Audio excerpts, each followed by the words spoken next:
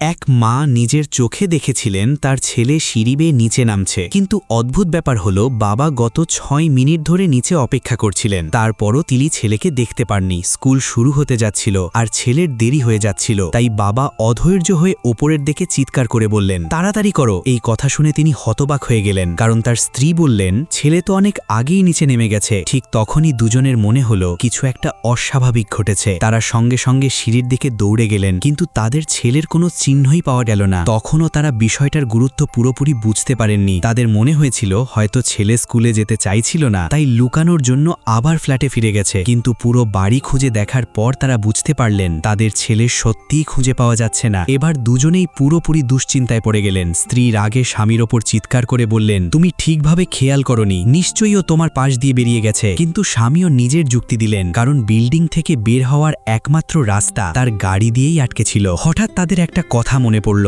নিচতলায় থাকা এক মহিলা প্রায়ই তাদের ছেলেরকে টিউশন পড়াতেন। তারা দ্রুত সেই মহিলার দরজার সামনে গিয়ে পৌঁছলেন, কিন্তু বাসায় কেউ ছিল না। এরপর তারা একে একে সব প্রতিবেশীর দরজায় গিয়ে জিজ্ঞাসাবাদ শুরু করলেন, কিন্তু কোথাও কোনো তথ্য মিলল না। শেষ পর্যন্ত বাবা পুলিশে ফোন করলেন। পুলিশ খুব দ্রুত ঘটনাস্থলে পৌঁছে যায়। যখন তারা জানতে পারল সকাল 7:40 ছেলেটি নিচে নেমেছিল আর সিঁড়ির মাঝখান থেকেই রহস্যজনকভাবে উধাও হয়ে গেছে, তখন তারা পুরো বিল্ডিং তল্লাশি শুরু করে। তদন্তে জানা গেল বিল্ডিংটি মাত্র 7 তলা আর ছাদে যাওয়ারও কোনো রাস্তা নেই। পুলিশ যখন বাবাকে জিজ্ঞেস করল, সম্প্রতি বিল্ডিংয়ের কারোর সঙ্গে কি আপনার কোনো ঝামেলা হয়েছিল, তখন তিনি অনেকক্ষণ ভেবে দেখলেন, কিন্তু কিছুই মনে করতে পারলেন না। তিনি শুধু পাশেই দাঁড়িয়ে থাকা একটি কালো গাড়ির দিকে তাকিয়ে রইলেন, যেন কিছু বলতে চাইছেন, কিন্তু নিজেকে থামিয়ে রাখলেন।